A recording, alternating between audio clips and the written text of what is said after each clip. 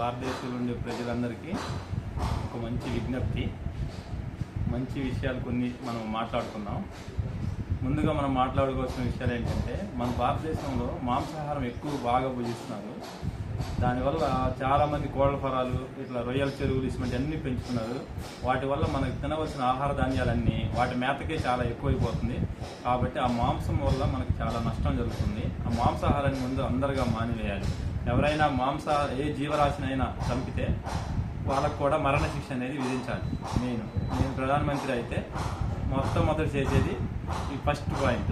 నేను 1 year నాకు ప్రధానమంత్రి పదవిస్తే నేను ఫస్ట్ చేసేది మాంసాహారాన్ని భారతదేశంలో మాంసం తినే వాళ్ళు ఎవ్వరూ ఉండకూడదు. అది ఒకటి మెయిన్. తర్వాత కూల్ డ్రింక్స్, మన భారతదేశంలో ఎవ్వరూ కూల్ డ్రింక్స్ అమ్మకూడదు. ఓన్లీ చెరుకు రసం, కొబ్బరి బొండ, బత్తాయి జ్యూసు, ఇటువంటి జ్యూసులు మాత్రమే తాగాలి అందరూ.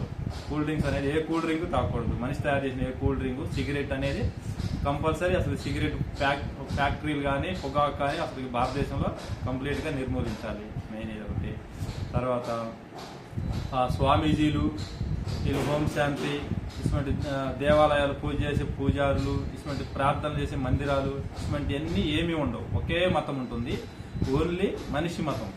ఒకే కులం ఉంటుంది, ఓన్లీ భారత్ మాతాకే జై. ఇది ఒక్క కులమే ఉంటుంది. ఎటువంటి రిజర్వేషన్లు ఎవరు ఏమీ ఉండవు. ఎవరు ఏ టాలెంట్ ఉన్నోళ్ళు ఆ టాలెంట్ ఉద్యోగం అనేది వస్తుంటుంది.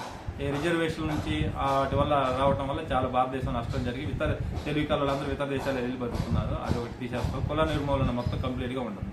అదొకటి. ఇంకా మందు ఉండదు. అసలుకి మందు అనేది ఎమ్మటే నిర్మూలించి ఫస్ట్ మెయిన్ మందు కూడా తీసేస్తాం జరుగుతుంది.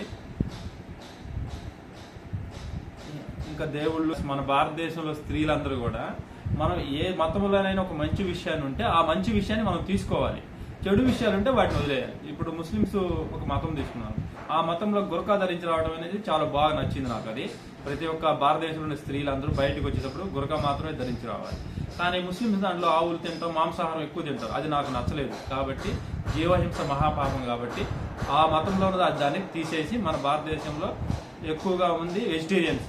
మన ఋషులకి కనిపెట్టింది ప్రతి ప్రాణిని చంపకుండా, ఎటువంటి మాంసాహారం తినకుండా వృక్ష సంబంధమే తినాలని కనిపెట్టారు. అది నాకు బాగా నచ్చింది. నేను దాన్ని ఫాలో అవుతాను.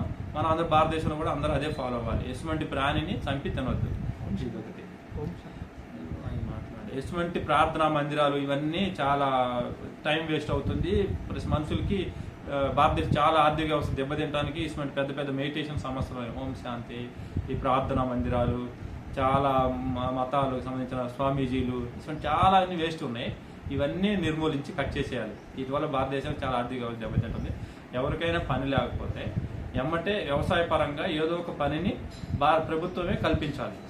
ప్రతి ఒక్క వ్యక్తికి 8 hours కంపల్సరీ పని ఉండేటట్టుగా కల్పిస్తే భారతదేశ ఆర్థిక వ్యవస్థ బాగా అభివృద్ధి చెందుతుందని నేను గమనించాను. ప్రస్తుతానికి ఇవన్నీ ఉన్నాయి. నెక్స్ట్ వీడియోలో ఇంకేమైనా కొత్త విషయాలు నాకు తెలిస్తే వాటిని మళ్ళీ నెక్స్ట్ వీడియోలో ప్రమోట్ చేద్దాం. ఓకే, థ్యాంక్ యూ, ధన్యవాదాలు.